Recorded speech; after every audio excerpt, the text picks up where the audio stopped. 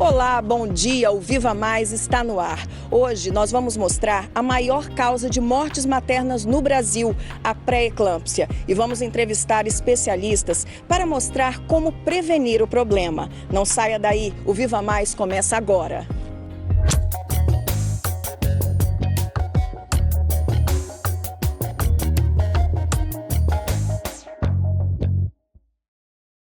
A pré-eclâmpsia é a primeira causa de morte materna no Brasil e representa 10% de todas as gestações. Sobre o assunto, a gente vai conversar agora com a doutora Juliana Fernandes, ginecologista. Doutora Juliana, primeiro, muito obrigada pela presença aqui no Viva Mais. Agora me explica, é um número preocupante, né? 10% de todas as gestações e a primeira causa de morte é preocupante.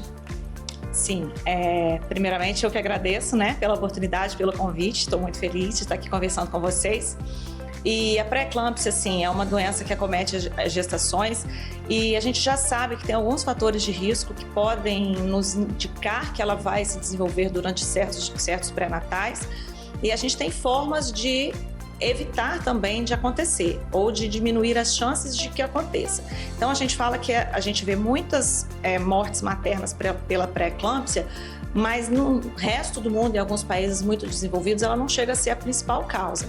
Então a gente ainda precisa melhorar muito sobre saúde pública, sobre qualidade de pré-natal, sobre educação continuada, tanto dos médicos quanto da população em geral, para cuidar bem da saúde e tentar diminuir essa incidência. Por exemplo, a mulher que engravidou vai começar o pré-natal. Qual é o cuidado que ela deve ter? Existe uma forma de prevenir? Como que isso acontece no tratamento? Então, hoje em dia, no início mesmo do pré-natal, a gente já tem uma ultrassom, que é uma ultrassom extremamente importante, feita no início do pré-natal, que é o morfológico de primeiro trimestre, que junto com esse exame a gente faz um Doppler das artérias uterinas para ver o índice médio de pulsatilidade. Dependendo desse valor, a gente já enquadra essa mulher como um risco aumentado para desenvolver pré-eclâmpsia, que é, o que é, né, a pré-eclâmpsia, que a gente está falando desse nome aqui, mas às vezes as pessoas não conhecem. É o aumento da pressão arterial medida durante a gestação, que geralmente acomete a segunda metade do pré-natal. Então ela se instala, geralmente, perto do terceiro trimestre, a partir das 28, 30 semanas. Mas a gente consegue, com esse exame, nas 12 semanas, avaliar se essa paciente está sob um risco aumentado. E estando sob um risco aumentado, a gente tem uma medicação para usar para diminuir esse risco. Além disso, orientações pré-natais básicas e extremamente importantes que a gente tem que levar em consideração: controle do peso, controle da alimentação, porque o ganho excessivo de peso durante o pré-natal pode aumentar o risco de desenvolvimento da doença. Engravidar já no peso mais elevado, ou mulher já hipertensa, mal controlada, que engravida, ou até as bem controladas também, a gente tem que estar sempre controlando essa pressão.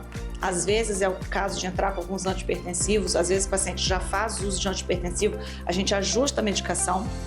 Diabéticas prévias também têm um risco aumentado de desenvolver pré-eclâmpsia, então toda uma orientação global sobre esse pré-natal, desde o iniciozinho, um acompanhamento de perto, a aferição da pressão arterial em todas as consultas de pré-natal são extremamente importantes, porque caso essa pressão mude de valor num dado momento do pré-natal, a gente vai intervir da melhor maneira, de acordo com qual idade gestacional ela esteja.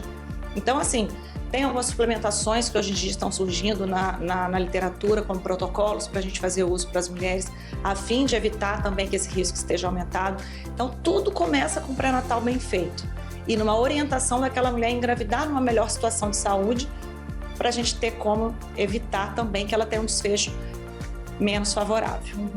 Agora, fatores familiares também têm uma preocupação aí, né?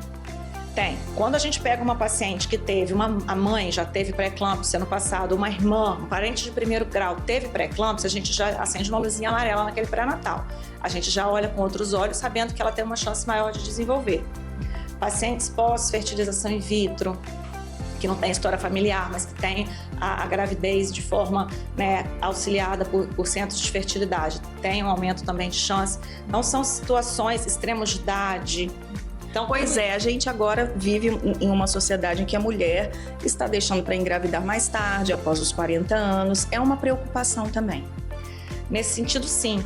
Primeiro, porque a mulher de 40 anos ela não tem uma saúde vascular como uma mulher de 25. E a gente sabe que a pré-eclâmpsia, apesar da gente não saber exatamente a etiologia dela bem definida, a gente sabe que é uma má adaptação da placenta com a circulação materna. Se isso não se dá de uma maneira ótima, essa circulação que precisa existir para que haja troca de nutrientes e oxigênio entre mãe e bebê para que ele cresça de uma maneira adequada, começa a liberar fatores que são tóxicos para essa mãe, aumentando a pressão arterial, porque aumenta a resistividade dos vasos, e diminui o fluxo de nutrientes para o bebê, que também pode acontecer com uma restrição de crescimento intrauterino, são duas doenças que andam bem juntas, a pré-eclâmpsia e a restrição de crescimento. Então, por isso que a gente fala que quanto mais idade essa mãe tem, além de outras coisas todas que a gente conversa sobre a idade avançada, existe um risco aumentado também por conta disso, porque também já estão associados outros fatores de risco, como uma mulher com mais idade, ela tem mais chance de ter pressão alta, ela tem mais chance de ter diabetes, ela tem mais chance de estar com peso menos controlado.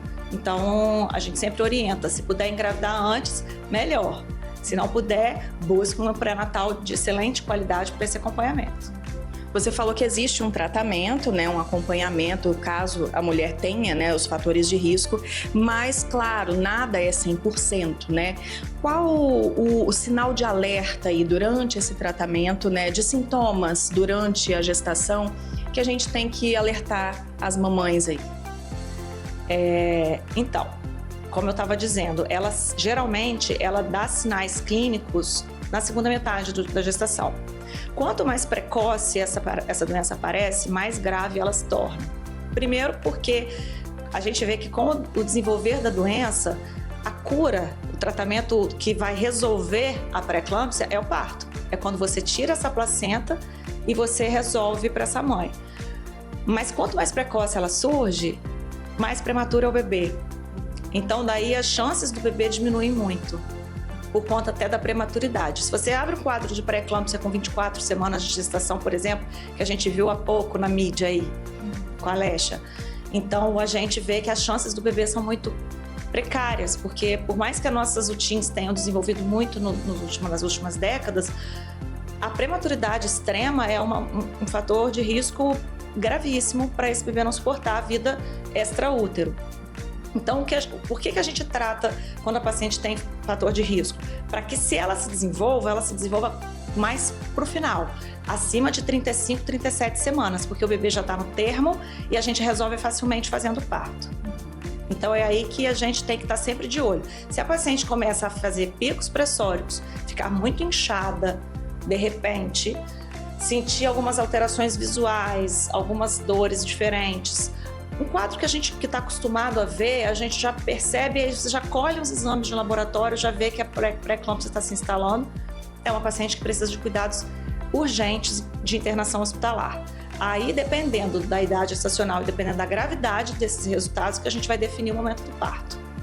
Lembrando que quando ela está muito grave, que ela é uma doença de risco tanto para o bebê quanto materno, tanto que a gente falou que é a principal causa de perda de mães. Se a gente não trata e não faz esse parto no momento adequado, a gente perde a mãe junto. Então é por aí que a gente chega e é aí que os partos às vezes precisam ser extremamente prematuros por conta disso, para a gente não perder a mãe, que é uma situação mais trágica de todas. Então quer dizer, todo cuidado, né? Fazer o pré-natal, acompanhar a gravidez, né, com o médico especialista, tudo certinho e cuidar dos hábitos de vida, eu acho que é a mensagem que fica para as mães, né, que querem engravidar, que estão iniciando uma gestação, para que tudo que corra bem, né? Sem dúvidas. Prevenção é a melhor coisa que existe, né? É evitar que a doença se desenvolva. Nem sempre a gente consegue, mas se ela se desenvolver, que ela se desenvolva mais tardiamente e com isso a gente consegue menos efeitos deletérios para aquela família. Um bebê que vai para o colo da mãe, ou que se precisar de UTIN, eventualmente precisa de uma UTIN por pouco tempo. Então, para ter um final feliz, que é o que a gente mais quer, quando a gente, né, recebe um paciente para poder ter um bebê. A gente sempre orienta, começa esse pré-natal antes de engravidar. É aquela velha e famosa consulta pré-natal antes mesmo de engravidar.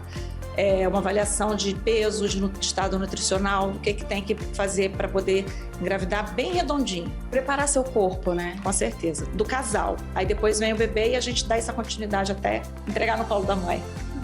E agora falando de final feliz, né?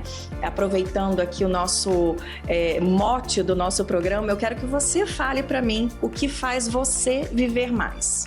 Nossa! Então, menina, isso aí é uma coisa que a gente vem pensando, estudando e trabalhando ao longo dos últimos anos, né? Que a gente tem ganhado mais idade, mais qualidade de vida. Tá tudo aí oferecido, basta a gente fazer as escolhas certas, né? Então, para eu viver melhor e mais feliz, eu busco atividade física, porque hoje eu vejo que não é escolha mais, é aquela coisa assim, vou fazer para poder ficar bonita. Não, eu vou fazer pela minha saúde. É a alimentação, é o sono, é o controle do estresse. São os pilares, né? Estar sempre se movimentando, a alimentação regradinha, controle do estresse, ter uma qualidade de vida nesse sentido, tentar se estressar menos, um sono reparador e boas relações sociais e familiares, que também tangem nessa melhora da qualidade de vida como um todo.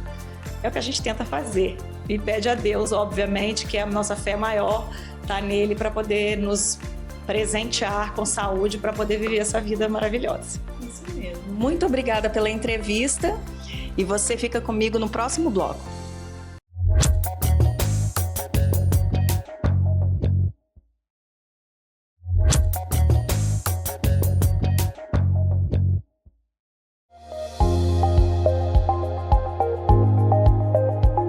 Estamos de volta e você vai assistir agora a um vídeo da doutora Audrey Tsunoda. Ela que é referência em cirurgia oncológica ginecológica. Vai explicar para nós as mudanças nos exames de detecção de câncer de colo de útero. Hoje vou comentar com vocês algumas formas da gente prevenir o câncer do colo do útero. A primeira delas é a vacina anti-HPV, disponível para as meninas e meninos dos 9 aos 14 anos em toda a rede pública de saúde. A vacina é muito importante porque ela previne a persistência do vírus do HPV, que é o papiloma vírus humano, que todos nós que tivemos relação em alguma vez na vida, podemos ter tido contato em até 80% das vezes. Ou seja, de cada 10 pessoas que já tiveram relação, 8 já tiveram contato com o vírus. Porém, algumas pessoas persistirão com o vírus e, nesse caso, há um risco aumentado para pelo menos 5 tipos diferentes de câncer, como, por exemplo, câncer de cabeça e pescoço, câncer de canal anal, de colo do útero, da vagina, da vulva e do pênis. Logo, é muito importante a gente incluir na vacinação das nossas crianças a vacina anti-HPV. A prevenção do câncer do colo do útero, que é o tumor mais frequentemente diagnosticado pela persistência do vírus do HPV, pode ser feita principalmente de 2 formas. A primeira é a coleta do exame do preventivo, o Papa Nicolau. Esse é um exame muito frequente que ao longo de décadas foi o principal apoio para a detecção das alterações, até mesmo antes delas se tornarem câncer. E essas alterações são principalmente relacionadas à presença do vírus do HPV. Bem, o Ministério da Saúde liberou uma portaria que vai incluir no rastreamento das mulheres do Brasil a pesquisa do vírus do HPV. Bem, essa coleta do exame é feita de forma muito parecida com a coleta do Papa Nicolau, com a diferença que ela aumenta muito a chance da gente detectar a persistência do vírus, principalmente desses subtipos que estão relacionados ao câncer do colo do útero, e isso faz com que a gente tenha maior chance de detectar quais são as mulheres com risco de desenvolvimento do câncer muito antes dessas alterações surgirem. Isso aumenta o que nós chamamos de sensibilidade, aumenta a chance da gente detectar alterações precoces e logo resulta em tratamentos muito mais precisos, muito mais iniciais e com menos complicações. Vale a pena nós estarmos informadas destas mudanças e de a partir de quando este teste estará disponível nas unidades de saúde mais próximas das nossas casas. Logo, é uma iniciativa muito importante do Ministério da Saúde que deve ser apoiada por todos nós. Cuide-se, Prevenir o câncer do colo do útero é um direito de todas as mulheres do Brasil e, felizmente, de grande parte do mundo. Vale a pena a gente divulgar informações importantes, como, por exemplo, estas relacionadas à vacina, à prevenção através da coleta do preventivo do Papa Nicolau e também a pesquisa do vírus do HPV. Um grande abraço a todos! Obrigada, doutora Audrey, por essas informações tão importantes. E agora você vai assistir a uma reportagem sobre a maternidade, a realização do sonho de gerar uma vida. Você vai conhecer uma mulher que enfrentou muitos desafios para engravidar, mas no final, a história dela teve um final muito feliz. A gestação de Maxwellen foi tão desejada, tão sonhada e hoje representa uma realização de vida. Numa gravidez anterior, perto das 5 semanas de gestação, ela sofreu a perda do bebê.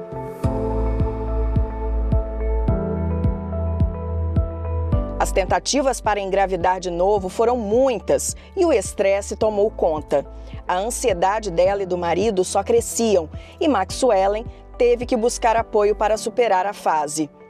Comecei cuidando do corpo, automaticamente da mente, tanto das minhas taxas também. Então, assim, eu tinha acompanhamento com nutrólogo, tinha acompanhamento com nutricionista, personal, fazia todas as atividades físicas, mantinha meu dia bem organizado, Mente e corpo sã, Então, quando virou o ano de 2024, aí sim começou a cada mês aquele acompanhamento para poder descobrir, estou grávida, não estou.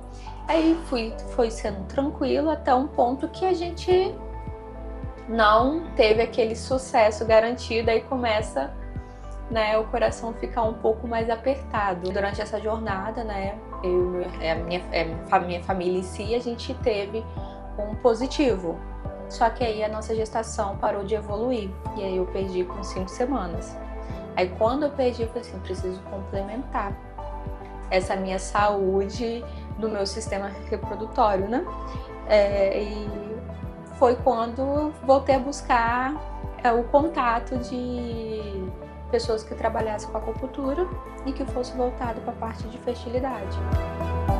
No meio do caminho das tentativas para engravidar, um resultado positivo trouxe de volta a alegria. Iniciamos e no meio do percurso do processo, a Luísa veio. Aí a gente continuou com o protocolo, porém voltado para a saúde do bebê. Hoje esse momento é de ouro para a futura mamãe. Ela não abre mão da acupuntura. A acupuntura, durante esse processo de gestação, me auxiliou também mais no meu psicológico também, Porque como foi um processo longo, eu busquei a terapia chinesa, através da acupuntura e voltada para a fertilidade, para me acalmar, para poder me trazer tranquilidade, além dos benefícios que é o objetivo de uma gravidez, de um positivo para a família, Então, assim, ela me trouxe essa estabilidade, não só a acupuntura em si, mas a profissional também que me atendeu. A acupuntura é uma técnica terapêutica que consiste na inserção de agulhas finas em pontos específicos do corpo. É uma das práticas da medicina tradicional chinesa, que, estimulando determinados pontos, tem o objetivo de promover, manter e recuperar a saúde. Entre os benefícios, alivia dores, tensões, mal-estar e pode melhorar ainda o sono e a função digestiva. A acupuntura pode ajudar a melhorar o fluxo de sangue para os órgãos reprodutores, tanto feminino quanto masculino. No caso das mulheres, esse aumento do fluxo de sangue vai ser direcionado para o útero e para os ovários, favorecendo na chegada de mais oxigênio, antioxidantes, nutrientes para a região pélvica, melhorando, consequentemente, a qualidade dos ovos e também melhorando a receptividade endometrial.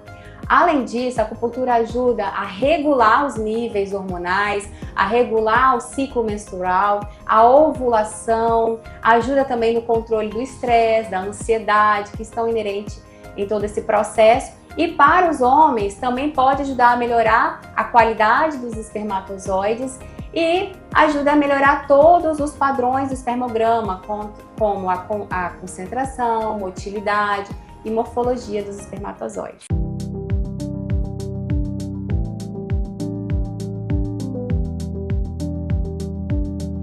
Muitas pacientes continuam o tratamento depois que elas engravidam, porque a acupuntura ajuda na prevenção de abortos espontâneos, ajuda também na prevenção de pré-eclâmpsia, pré-diabetes, ajuda a reduzir os desconfortos da gestação, ajuda na nutrição e no desenvolvimento do bebê. Então ajuda essa mulher a ter uma gestação mais saudável e também ajuda no preparo do parto. A gente tem um protocolo chamado de indução de parto, né? Que a gente faz normalmente para pacientes que já estão com 38 semanas de gestação, onde a gente vai ajudar na indução do parto e ajuda com que a mulher tenha um parto mais tranquilo, um parto com menos dores. Às vezes, essa paciente ela vai conseguir uma dilatação mais rápido, então traz esse conforto para a paciente. Na gestação, a acupuntura tem gerado grandes benefícios para as tentantes e futuras mamães que Ellen atende. Os médicos indicam e também outros profissionais da mesma área, como por exemplo, nutricionista. Hoje a gente tem nutricionistas que também são especialistas em fertilidade. E existem outras pessoas, como por exemplo a psicóloga, existe psicóloga que também é voltado para esse trabalho de casais tentantes, então também indica acupuntura. Então tudo é baseado nessa equipe multidisciplinar para a gente ter um sucesso no final desse processo.